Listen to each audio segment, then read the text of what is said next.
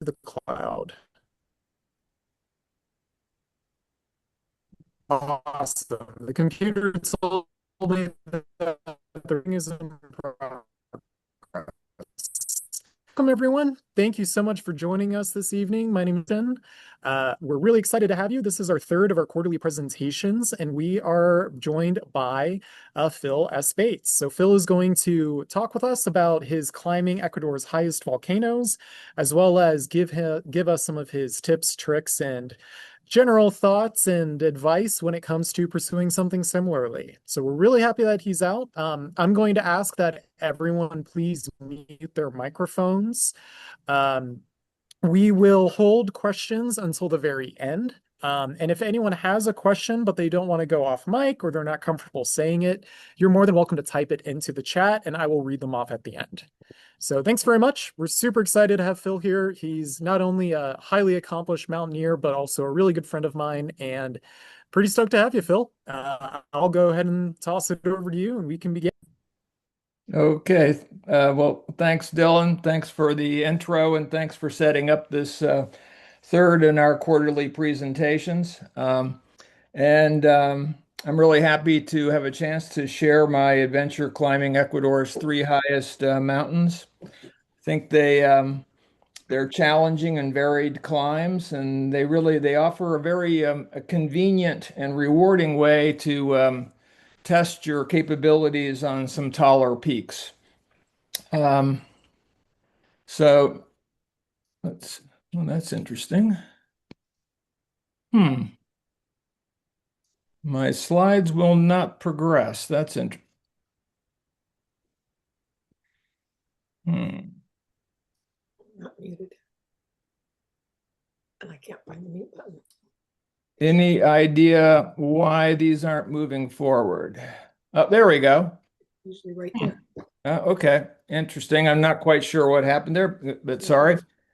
Just a couple words on my own background, which we were talking about before, but the Sierra and taller mountains sort of came to me later in life. It was only after I moved to San Francisco in '93, so in my mid to late 40s, that I started climbing taller peaks in the Western U.S. Before that, I was living in New York, working there as an economist in international finance, and for me, in those days, mountains were the Adirondacks and the White Mountains of New Hampshire.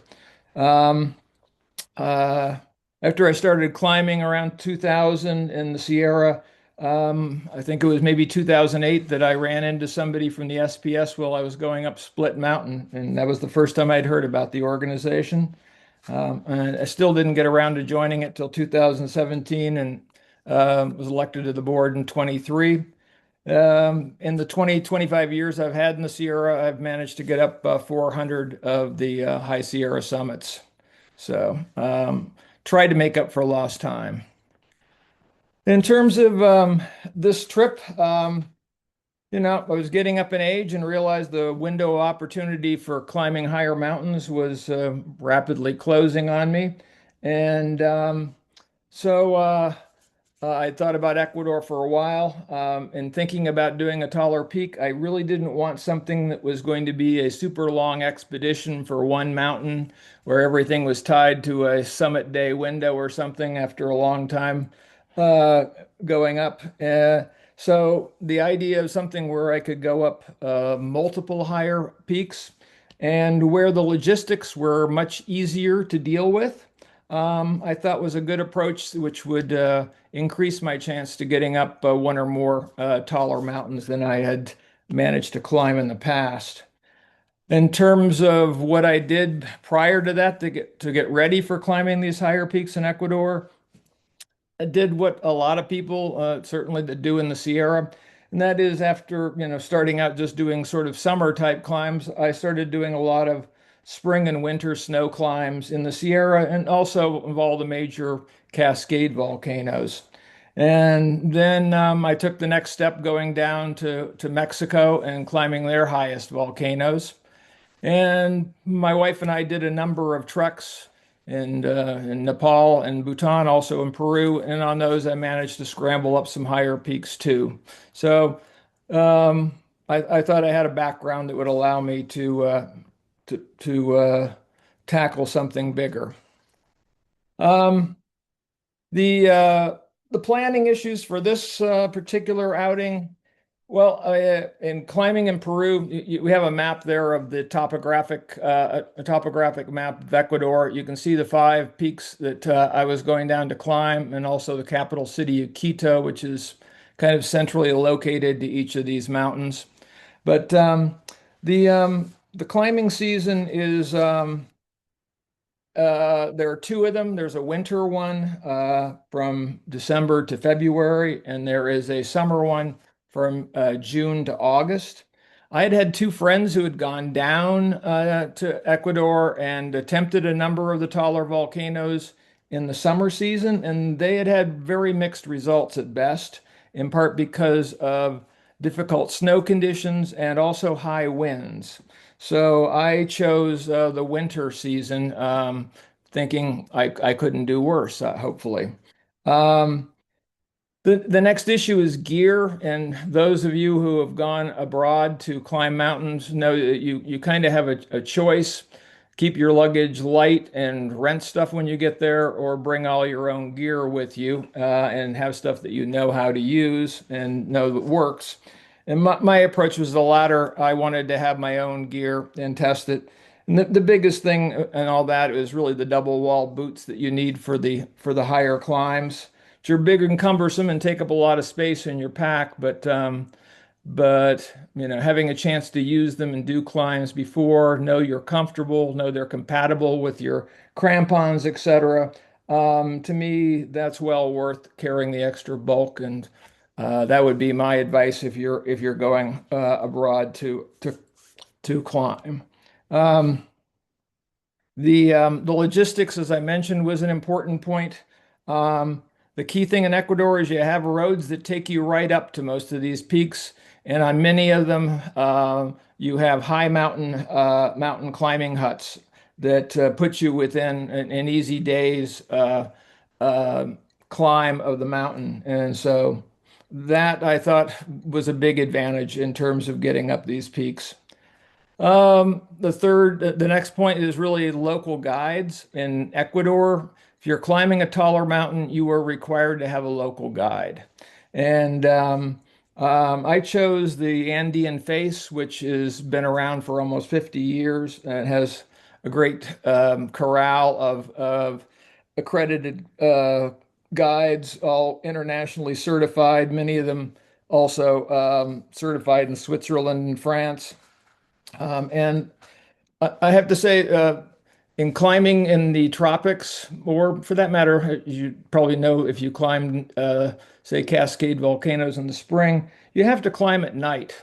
And obviously, route finding is harder at night. And when you're on a high volcano in the tropics, you also have changing snow conditions, ice conditions, routes change. Having somebody who knows this in advance takes a lot of the guesswork out of the climb. The other thing is the climbing team. I didn't want to have too many people. I was happy to go in a group, not on my own, but I wanted a smaller groups and I wanted a low ratio of climbers to guides. And we had 7 people with 4 guides, which gave us lots of flexibility. And we were able to review the other climbers, so had a sense that all of them had experience. The um, the last thing is acclimatization, and maybe the easiest way to talk about that is just to see the climbing agenda that we had. So I think the key thing in looking at this is you can see a progression going up there of higher elevations. There are rest days built in. You can see there are quite a few days before we climb the first of the tall peaks on our agenda, and continuing over to the latter peaks, you can see there are rest days in between the tall peaks. So that I had 12 days where I was above 10,000 feet, most of it above 12 to 15,000 feet before attempting the last and the highest of the mountains, which built in a really excellent acclimatization routine there. So we started out in Quito, the capital, as I mentioned, and you're at about almost 10,000 feet there. And maybe just while you're looking at that, the view of Quito, which is a charming old city, for a very, very old one of the oldest settlements, Western settlements in the Americas. Um, I'll just mention the nature of the team that was climbing with me. We had two guys who are about 40 from Ohio that were big wall climbers and spelunkers, Tim and John. And then we had two young mountaineers from Seattle that were maybe mid 20s, Evelyn and Taryn. They'd done most of the Big Cascade volcanoes. Had a very accomplished New Zealand mountaineer named Marcus, who'd done a lot in the Southern Alps as well as in Europe and had been to the Andes a couple times, although he did have some difficulties with elevation, he told me. And then the last guy, Steve, was a young Australian, a big burly guy, about mid 20s, who was probably the least experienced in the group. But he'd climbed like Mont Blanc and Matterhorn and a few other things. So all in all, a pretty experienced group. Um, so after meeting our group and heading off, we the first thing we did was an acclimatization hike of Cerro Pasachoa, which is really an old rim of an ancient volcano southeast of Quito, and just an hour or two drive. And it's like going up an easy Sierra Peak, except obviously the terrain and the vegetation is radically different. Um, and the, uh, the trip was not the climb was nothing overly aggressive. It was like 7 miles round trip, a little over 2,000 feet, but a good way to start getting acclimatized. We had lots of clouds, as you can see. We couldn't see inside the old volcano, which was sad. But anyhow, it worked well for everybody. And only John and the group was a little slow coming back. Our second peak in terms of trying to get ready for the taller ones was Rucu that's located just a little northwest of Quito. And we got to that by taking a cable car up to about 2,700 feet. And then we came out into incredibly dense clouds, mist turning to rain. We ended up the whole day with our rain pants and jackets on, and it was beautiful, lush, but the black volcanic rock was pretty slippery. Um, you can see how lush it was, but you can also see that we had some challenges scrambling on some of this wet volcanic rock. To add to it, we were getting some thunder, and so we were wondering whether we were really going to get to the summit, but we did all get there.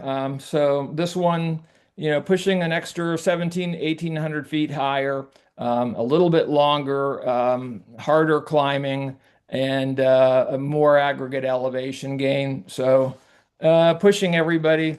And again, everybody did pretty good with the exception of John, one of the big wall climbers. John was slow getting back and wasn't feeling so good, but everybody else really did quite well. So after we finished that climb, we drove to Cayambe, a town on the equator and very close to the mountain, the Volcan Cayambe.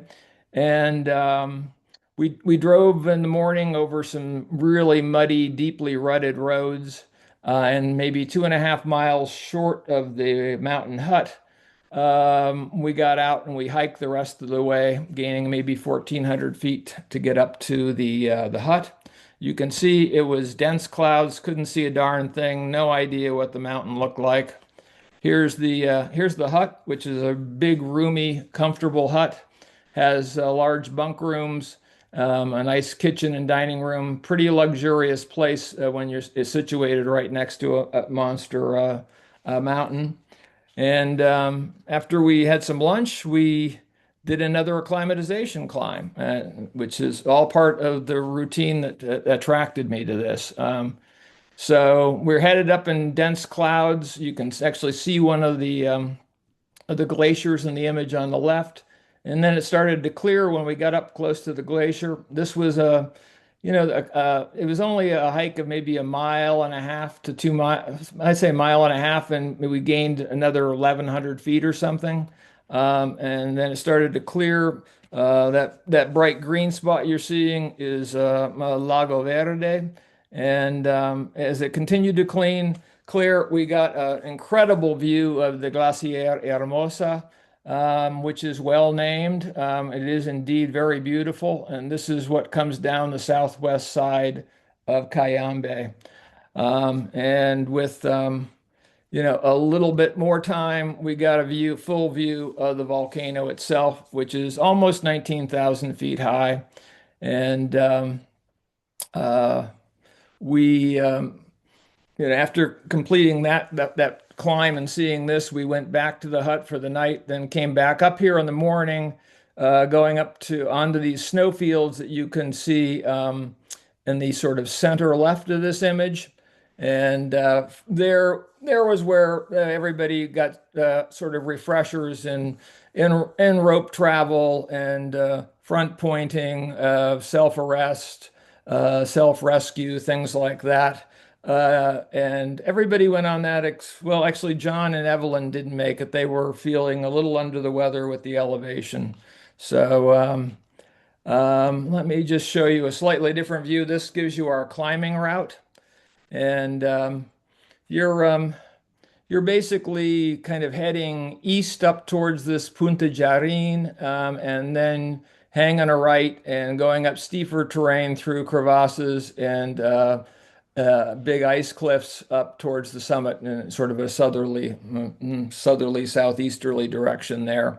Um, in any case, after we did the exercise in the sort of center of this image, we came back to the hut and we had the privilege of meeting Karl Egloff. He's a Swiss climber married to a Ecuadorian woman, and he holds all the speed records for all the mountains in Ecuador, pretty much. I think maybe somebody's broken one or two of them in recent years.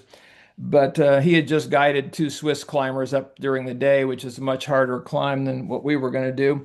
Well, I'll share some of his speed records with you as I tell you about the peaks we climb.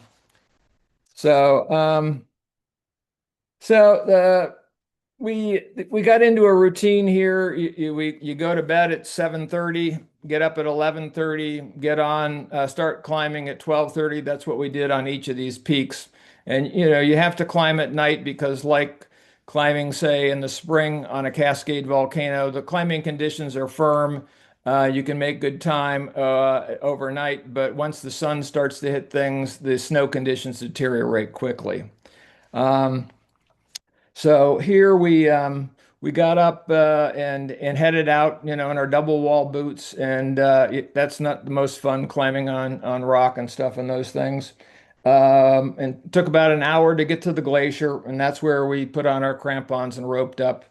And we went in four rope teams with Tim, who had some elevation issues, and Marcus, who was concerned about elevation issues because he'd had problems on previous trips, just roping up with one guide, whereas Steve and I roped up with another, and um, Geneva and Taryn on the fourth rope team. And we all kind of went up together at the pace of the slowest team, which meant we didn't make a lot of progress over the first few hours. And fortunately, about maybe halfway up, Romel decided to switch up the teams, which was wonderful. I roped up with him, and Tim and Steve were roped together because they were going slowly. And this allowed me to take off at a much more rapid pace with Romel going up the steeper part. And the steeper part on Cayambe is mostly like 40 degree. It might get a little bit above that at times, but it's not as steep as Cotopaxi, as we'll talk about later. In any case, we made pretty good time, and this is about maybe 6 a.m. after that we're getting some light. We'd cleared some of the big crevasses, You can see Rommel below me there, pointing down to the lower, the two rope teams approaching one of the big crevasses that we had to go over. That one had a really rather delicate snow bridge, which got your heart racing. And believe me, I was stepping exactly into the footprints of Rommel going across that. Um, but once we got up here, we're at about 18.5, and I could feel the elevation definitely slowed me down a little bit. This is looking back up towards the summit now. These are the fabulous ice cliffs that line the upper parts of Cayambe. These things are upwards of 100 feet in heights, some of them, and the good news for us climbing up these was that there was a good way around them.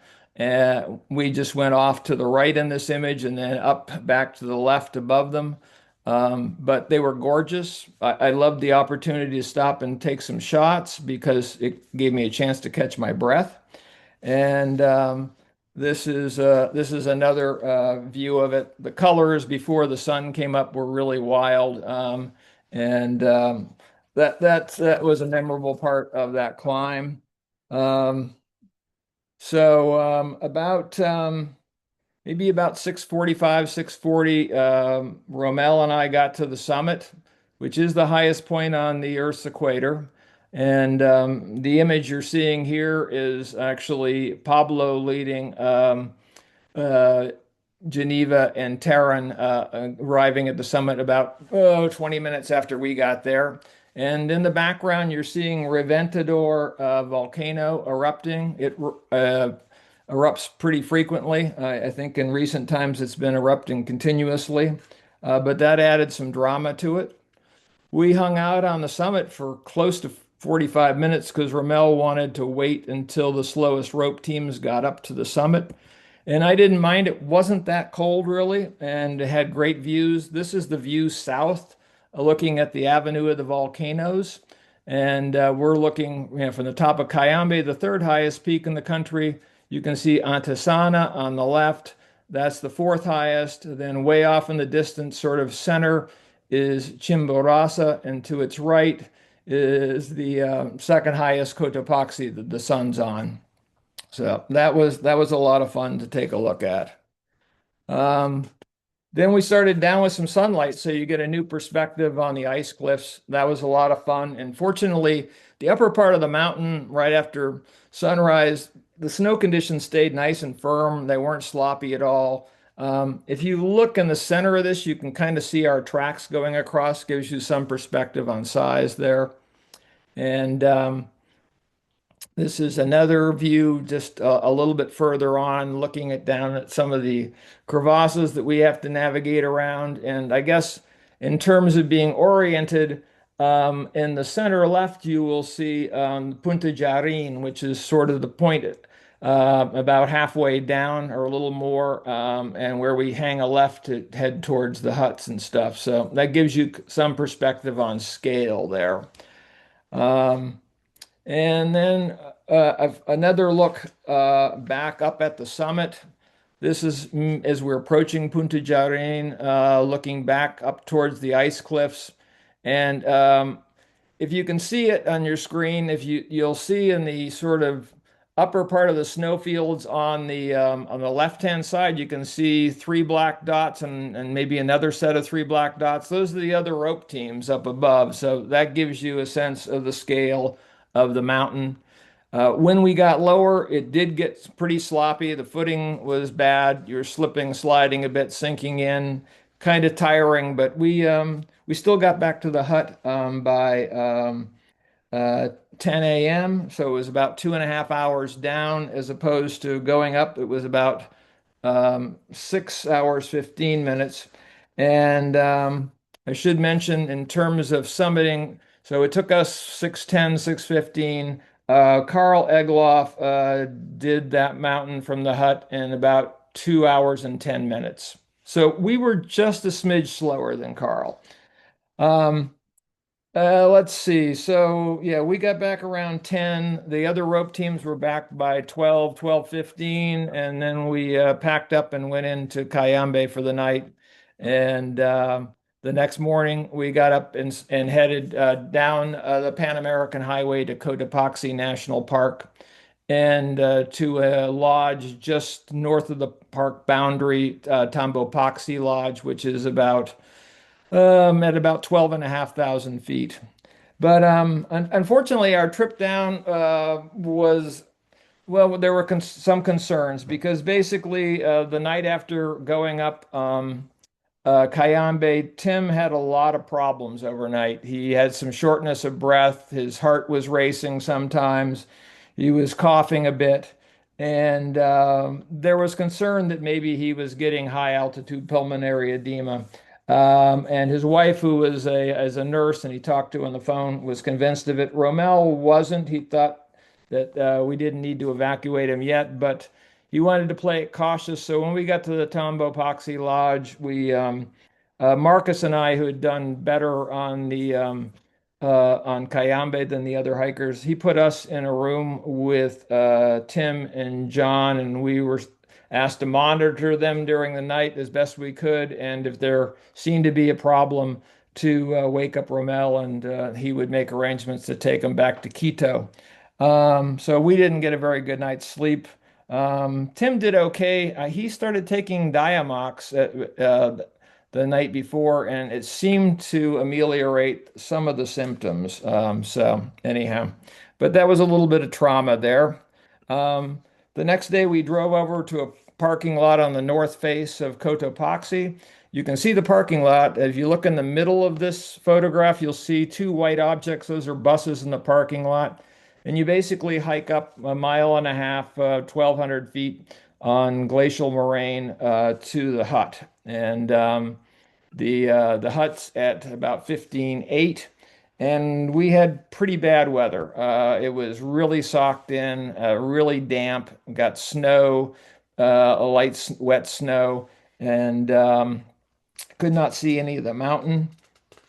Uh, so we let's see here. This actually is a view of the mountain the day after we climbed, and starting to clear, but you still can't see the summit. But that gives you a perspective on the hut. And we basically went up sort of some of the dirt and snow fields. They were actually pretty much covered in snow in the morning. But and then you head up this face, but you can't see the summit there. And to give you a better sense, here's a map of the climbing routes in Cotopaxi. We went up the orange route, the normal one that goes in front of these black rock cliffs, and you you work your way up and along a very steep slant on that, and then up even steeper terrain to get to the rim of the volcano and the summit. Um, so that was the approach. You can see down below the hut, the route we hiked up from the parking lot also. Um, and this is just another image of the north side of Cotopaxi that we climbed. Unfortunately, it was covered in clouds then, so you still can't quite see all of it. But anyhow, we followed the same routines. We went back to the bunkhouse and tried to go to bed at 7:30 for an 11:30 wake up. Before we did, Marcus and I, who are going to be roped up with Diego for this climb, had a discussion because of the cold as to whether we should have 2 or 3 layers on our legs. Those of you who've done some snow climbing and stuff, you know when you got double wall boots on and crampons and wearing a harness, whatever you put on your legs, that's what you're stuck with for the rest of the climb.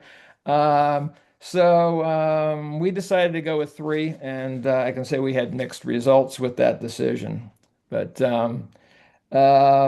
so at 12:30 we started climbing, and now the next 3 shots you're going to see were all taken on descent because we were in pea soup all the way going up this thing. It was really dense clouds. We often couldn't see very far at all. It snowed periodically as we were going, and so these images are kind of what we got to see. We got glimpses of them in the dark and stuff. Every once in a while we'd see a little bit, but nothing where you could stop and take a photograph. The climb itself, once you spend an hour about getting up to the glacier, and then you put on crampons and rope, and you start this really long traverse in front of the Black Rock Cliffs. And at places it falls off a fair bit below you. And it basically, you're in a mode of like constant self-belay as you're going up. And the bad news for me was that the uphill side was my left arm, my weaker one. So I got a really tired left arm and shoulder constantly doing that for an hour and a half plus as we went up that. And periodically, you did have some crevasses that you passed over on some snow bridges. Fortunately, Diego knew all the right places, and we made pretty good time, although I think lack of sleep in a number of days in a row, both and maybe the three layers of clothing, which made us a little hot, caused Marcus and I to not feel quite as peppy on Cotopaxi as we did on Cayambe. And so we needed some urging periodically to keep going at the pace that Diego thought we should. Here's another view as we were turning up, and this again is on the descent, but it gives you an idea of what the terrain is like, some of the crevasses, the various ice formations. There is a climber in this one, somebody coming down behind us on the way down, but it gives you a little scale of the terrain here. And you can see that sort of like sort of the pre-dawn shots on Cayambe, it had wonderful colors and like. Um, but anyhow, it got colder as we started to get up towards the summit. We started to be glad we had the three layers on our legs. And this is just another example of some of the ice formations as we went up towards the summit. And um, about 6 a.m. Diego came to a stop and turned around and shook our hands and said congratulations. And well, we could see about 10 feet maybe in front of us. And we thought maybe he was just trying to pull our leg, that he'd given up on us and wanted to turn around early. But we were really on the summit. We checked our altimeters, and indeed it was the right elevation.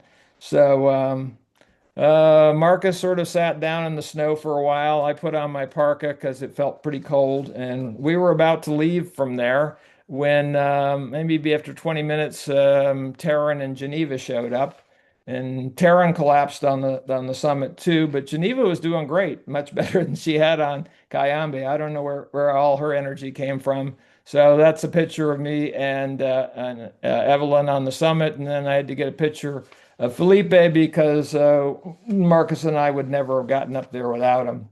The um, the climb took us, a little over 5 hours, 5 hours, 10 minutes or something. According to guidebooks, the norm's about 5 to 7 hours, so we thought we were doing pretty good. By comparison, Carl Egloff did it in like an hour and a half or something. So once again, we were just slightly behind Carl, but um, we started down about 6:30, and on the way down we ran into Steve and Romel, so we knew everybody was getting to the summit, which was great. And just so you get an idea, this is what we didn't see. So that's what the crater looks like on a nice day. We never got a sniff of that, so almost worth going back to see that, but I'm not sure about that. Um, anyhow, we started down. What was it, 6:30-ish, and it took us about 2.5 hours to descend. Um, and the snow conditions did get bad. We were kind of slipping and sliding on places and having to arrest ourselves. But we got back to the hut about 9 a.m. and the rest of the groups were back by maybe 11. And by early afternoon, 12:30, we had eaten and started hiking down to our cars at the parking lot. and then we went back to the Cotopaxi Lodge. Um, so the next day, we um, we had the group kind of split up. Obviously, John and Tim had a lot of problems. They were going back to Quito, although they had planned to climb Chimborazo, and Marcus, who had done really well on Cayambe, didn't feel good after Cotopaxi, and he decided, well, he had planned to go there to bag that and go back to Quito with Tim and John. Evelyn and Taryn had never planned to go to Chimborazo, so when we took off, it was just Steve and I and Ramel that headed on for the last mountain. And in the lower right-hand corner, that's the view from where we were staying in the town of Urbina, and that's the northeast face of Chimborazo. And we were very happy to learn that we were not climbing that. It looked quite inhospitable. Um, you can see the some of the wildlife in this picture, and uh, a big canyon that's a popular climbing place also in that image. So the next day we drove around to the south side of Chimborazo, and I wish I could say I took that picture and I saw that view, but I didn't. Romel took this shot on his previous visit there. We never saw it because it was all in pea soup again when we were down below. But this is the south face of Chimborazo. The slope on the left-hand side is the west slope, which is the one we plan to climb. In the lower left-hand corner is the El Castillo rocks, and you go on ledges underneath those to get to the west face, and we camped just to the left of those rocks for our high camp. You aren't actually seeing the summit, by the way. What looks like the summit there is actually the lower southwest summit, the Cumbre Vientimilla. The main summit is you have to go down a saddle and it's behind there. So here's the climbing routes on Chimborazo. We went up what is this green route here, which we sort of did a backpack up to our high camp, which is in the center left of this image, right below the Castillo rocks, and then did the traverse underneath it on ledges there called El Corredor, and then on to the glacier and up the west face. And here you can see the saddle between the two summits, and then the higher Whymper summit, and there in the sort of upper right of this image. There's the hut. It's named after two Swiss guides who got Whymper to the summit of Chimborazo in 1880. We didn't stay there this time. We just parked our car and then backpacked up. This is us backpacking up towards our high camp. Steve took this shot. That's me and Romel carrying our slightly heavier loads up, and it wasn't a very long backpack, just a couple of miles, a little short of 2,000 feet to get to our high camp. And you can see it's thick as pea soup again. You can just barely in the center of this picture see the El Castillo rocks. Um, wasn't looking too promising. Here's our high camp at 17.5, and this was a luxurious high camp. It was the four of us could sleep in this one tent that I'm coming out of, and then there's another tent to the right that you can see, and that's where our kitchen and sort of dining area was. So by Alpine standards, this was extraordinarily luxurious.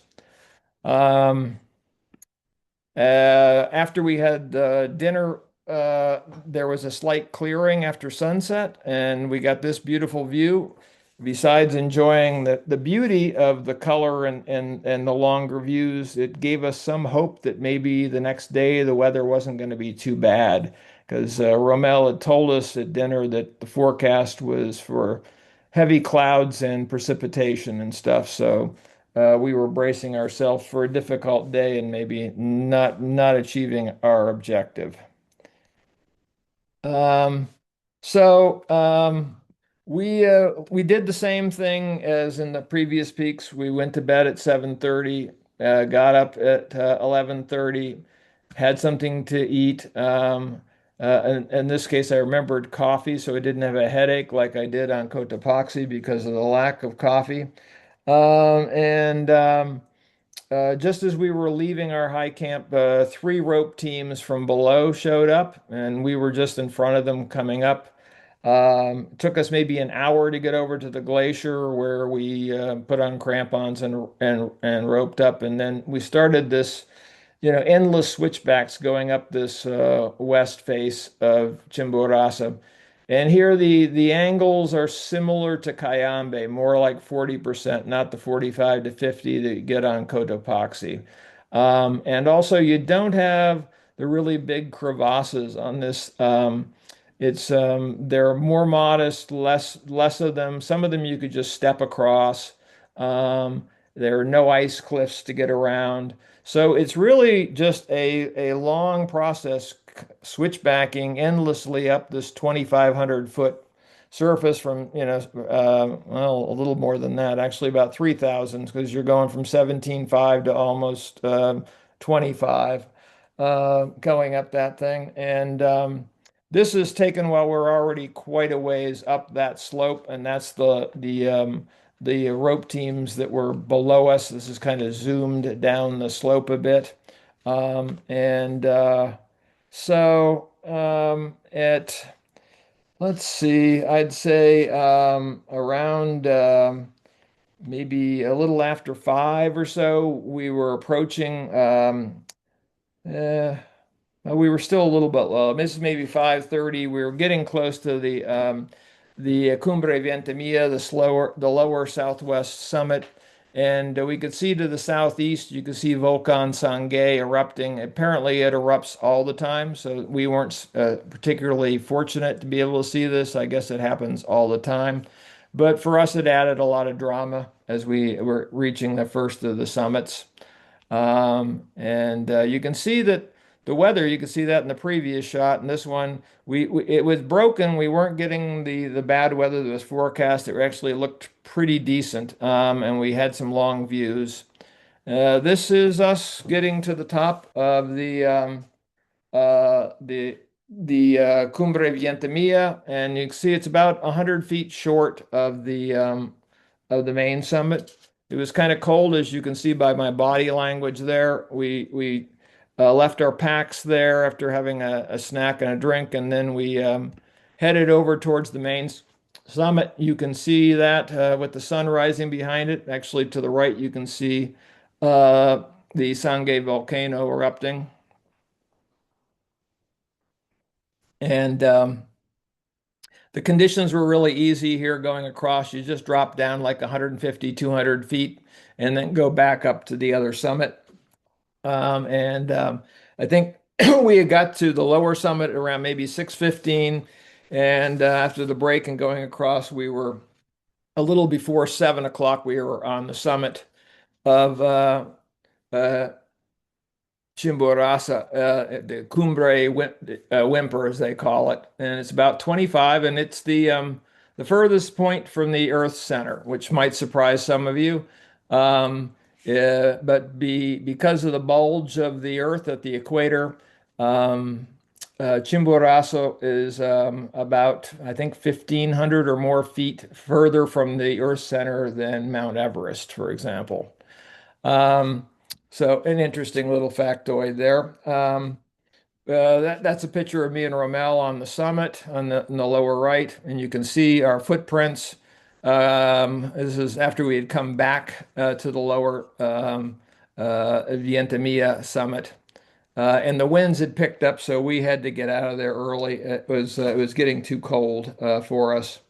So around 8 a.m. we were back and packed up and starting down the volcano.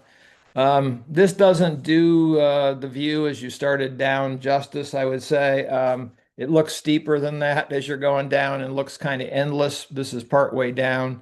The snow conditions had definitely deteriorated a lot.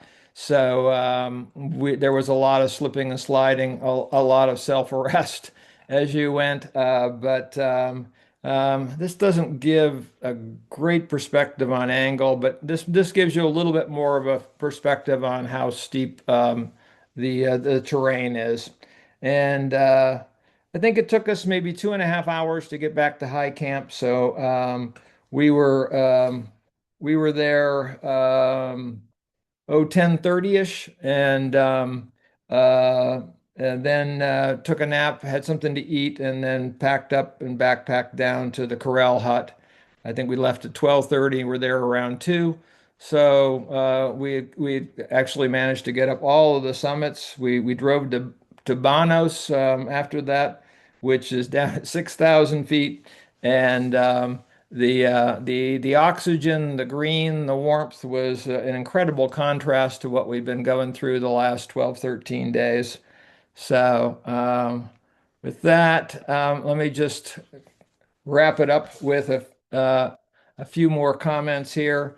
I think while the conditioning and planning and the guide help and everything else is critical to success, you really need to have some luck to summit these peaks, I would say. First of all, with the weather, and even though we got pretty difficult weather on Cotopaxi. The others, it was really pretty benign, I would say. We didn't get the high winds. The snow conditions were pretty firm going up at night, not really problematic. Obviously, they got sloppy going down, but that's just the nature of the beast. We were lucky to stay healthy, at least, Steve and I, we all avoided any kind of problems with food or water, or we didn't get sinus and other problems from the cold and the heavy breathing that you're doing at higher elevation going up. And I think the acclimatization routine worked well for us, even though you can see we had some casualties along the way. So, John and Tim definitely had some big problems, and eventually so did Marcus. So, in spite of all of that, it's not a guarantee that you're going to get up all these peaks. And even with though the team was all in good shape and had a lot of experience, that also didn't guarantee success. So. I think I've hit my 45 minutes here, so I'm going to close this up, and I can take some questions if anyone has some questions. Yeah, I'll get us started here. Phil, thanks so much again for this presentation. I had some glitchy internet issues in the beginning, but I was able to thankfully take care of it and get on to hear the vast majority of it. No, Um, I'm sorry you had problems.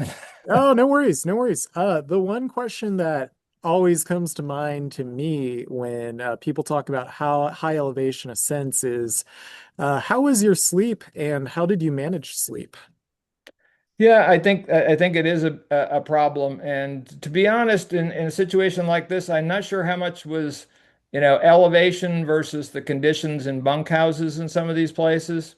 Um, and then, of course, we had some difficulties because we needed to look after Tim and John, who are having some problems. But I think basically at the huts, each of them, I got very little sleep before the climbs, maybe a couple of hours, which makes it hard for a long day going up. When we the that was one of the things that made having the rest days in between really important, because when we went down to those, I slept much better and maybe recovered a little bit. But um, it wasn't something, I don't know what else could have been done given the nature of the beast in terms of having to get up so early in order to climb these things at night. Because otherwise, what are you going to do? Try to go to sleep at 5 o'clock, see if you can get more? I don't know. That it's hard enough to go to sleep at 7:30. Uh, Phil, great shots. What kind of camera did you use? Um, I was using, in that case, a Canon camera, and then a few of them were on a phone too, but most of them on a compact Canon, but one with a lot of manual controls on it. So, but anyhow, thanks. Yeah, I wish that we had had more things to see on some of them. I mean, it was pretty frustrating on Cotopaxi, which is such a beautiful mountain, to have so few opportunities to actually get photographs of it and stuff. But I thought we were really fortunate on Cayambe, which is, I think, a spectacular mountain. The ice cliffs there are just incredible, and we were lucky that the conditions were such that you could see it.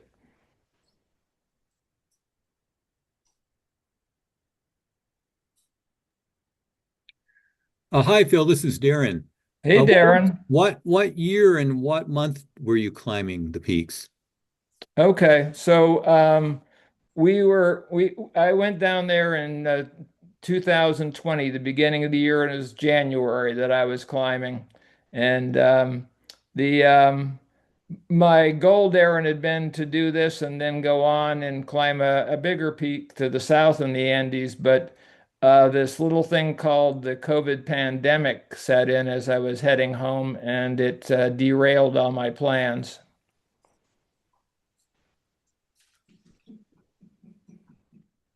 Did you ever go back and climb in South America then? No, I've not been back since that. My only trip to South America since then was going down to Patagonia, and that was really more of a hiking trip than a climbing trip.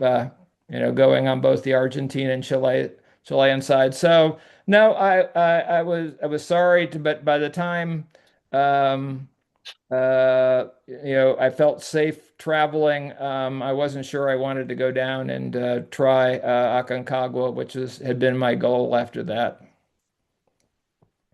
So anyhow, I think it did everything I wanted it to do, but just some things got in the way that didn't make it the stepping stone that I had planned it on it being. Did you take Diamox yourself on the? No, I've never used anything. I don't know. I've never had really problems at elevation, which is why I wanted to try it and stuff. And well, I got tired and stuff. The only time I had any symptoms that one might have thought was related to elevation was really on Cotopaxi, and I'm pretty sure it's just because I didn't drink coffee. So it was my coffee addiction that was giving me headaches, not elevation. So I don't know, but whatever, physiologically, at least up to that elevation, I didn't really have problems. Um, so, um, uh, and certainly at the lower elevations in the continental U.S., it's never an issue. So that's just a fortunate thing physiologically, I guess. But anyhow, I know a number of you have been down there and climbed some of these, so I'm not sure what kinds of experiences you had and whether you had less favorable conditions. I did really feel fortunate in terms of the snow and wind conditions because, as I said, I had a couple of good buddies who went down there and they got up almost no peaks because of really bad snow and wind conditions in particular. So I thought we were quite lucky. I know, Jonathan, you said you've climbed all of those, and well, you did it over a number of years, but maybe you encountered sort of the more difficult side of these mountains. I think I was lucky and avoided that for the most part. Well, it sounded like I had a similar experience. My first trip climbing Cotopaxi, it was socked in till the summit, and I got the good view. You did get it up. Well, I envy you. But I climbed it a second time and was socked in top to bottom, or bottom to top to bottom. We never got a view, just a Yeah, place higher to climb a second right. time. Yep. Chimborazo, I got some clouds and got a decent view. Cayambe, I was in a blizzard the whole way. Oh, wow. Yeah. Uh, I'm really glad that it cleared off there. I thought we were going to be in one because I'll tell you, the night before the climb, that storm just was hideous out there, and we were sure we weren't going to be able to get up it. And we also thought maybe that we'd end up having snow conditions that would make it imprudent to go up. But somehow it all worked out. So I do think we were extremely fortunate that that worked out. I don't envy you going up it in the blizzard. I guess you didn't, on that one, you didn't get to see those cliffs very well. Uh, I got to see the cliffs. It's just not a view shed at all. Yeah, right. I, Uh-huh. I did see the cliffs. It wasn't that bad of snow. I should make one comment. Actually, I'm a physician and have an interest in altitude. Hmm. Uh, the first, second, and third rule of climbing is the more you adjust to the altitude, the better you do. And the more time you take for acclimatization, the higher the percentage of people that are able to make it. But physical fitness and ability to tolerate altitude are two totally separate things. In fact, the fitter people often get into more trouble because they're able to ascend faster. It just takes time to acclimatize, but some Right. people can't tolerate altitude uh, just due to physiological factors. Yeah. You have to Well, switch to a backup breathing system at altitude. So the breathing you do at sea level, there's a different adaptation to altitude, and some people are somewhat deficient in breathing at altitude, which gets them into trouble. right. I've certainly experienced that on peaks in the States. I know uh, on several climbs in the Cascades, I've been roped up with people who were marathon runners and stuff, and they ended up being the weakest climbers and were completely out on their feet coming down and stuff. So they were the best conditioned and they were the most seriously or adversely affected by elevation. So you're right. There doesn't seem to be a correlation between the two. Although Diamox can certainly help, and some other medications Yeah. uh, can Well, be it's useful. interesting, and maybe you would know. It was curious because I don't think it's what it's intended to do, but um, taking it later did seem to reduce some of Tim's symptoms. It was curious, and I'm not sure why that should be, how the chemicals would do that, or whether there's something else. But he his heart rate did slow a little bit from the racing he had. He some of the breathing issues were less, but so that seemed to help him a little bit. But it was a little scary. He was quite nervous, and we didn't know whether we were going to have to send him off to Quito at an emergency. Well, Diamox works by tricking the brain to breathing more. Uh, Hmm. because sleep is particularly the bad thing because a lot of people just stop breathing when they sleep at altitude. And that's Yeah, what really gets them into trouble. They simply stop for a period of many seconds to a minute or two and get severely hypoxic. And Diamox can really help with that. right. Some other medicines, all of the erectile dysfunction drugs were initially developed to deal with these lung problems, and then they found this fantastic side effect of erectile dysfunction. But those drugs work at altitude, and Uh-huh. for treatment, though, something like Decadron uh, or the erectile dysfunction drugs Hmm. help with pulmonary vasodilation. Right. Phil, real fast, you got another question from Darren who asks, Okay. Yeah. what was the smoking volcano shown in the first intro slide? Okay, so that's Reventador again, and that view is from the top of Cayambe, so looking to the east. It's the same volcano you see in the shot when Pablo, Evelyn, and Darren Taryn are getting to the summit and stuff. Um, but yeah, I don't know. I've heard that in the last couple of years it's been erupting fairly consistently, but I think it was more irregular back in 2020 when we climbed it. So we thought that was quite the great bonus, being able to see that. And it seemed relatively close. I don't know how many miles away. I didn't check on a map, but yeah, it was definitely an amazing visual. I climbed Volcan Lascaux in the Atacama Desert in 2019, and I remember seeing some gaseous clouds in the far distance, and that's always a really cool experience. Yeah, sure. Let me rephrase. It's a good experience when you're not next to them. They're great from far away. Right. Yep.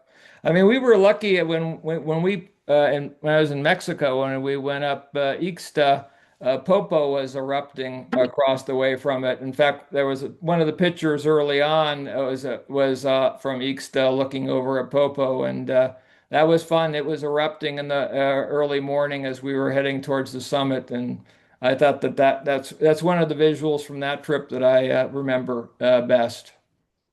So. It is one of the cool things about volcanoes. But I wouldn't want to be on them when they are.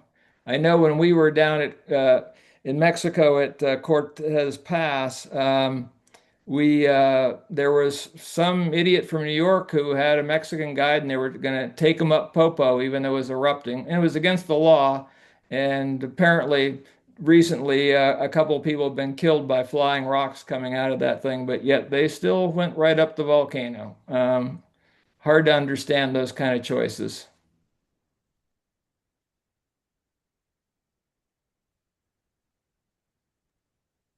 All right, Well, do one more broad ask for questions.